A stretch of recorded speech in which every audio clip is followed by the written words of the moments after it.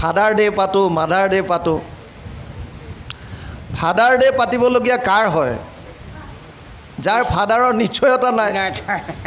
হে, এতিয়া বাহিৰৰ কোনোবা এগৰাকীক যদি কয় যে মা মোৰ দেউতা কোন, তোৰ দেউতা মানে তই কোন চনত জন্ম হৈছিলি চাব লাগিব ডায়েৰীত।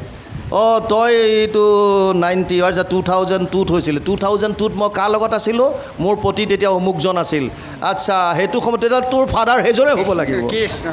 তাৰপিছত 4জন ফাদাৰ সি চেঞ্জ হ'ল হাজবেণ্ড। গতিকে ফাদাৰ ডে আমাৰ কাৰণে নহয়, ইয়াত ধৰ্মপত্নী বুলি কোৱা হৈছে, সহধৰ্মিনী বুলি কোৱা হয়। এতিয়া আমাৰ কাৰণে ফাদাৰ ডে মাদাৰ ডে কি মতলব আছে?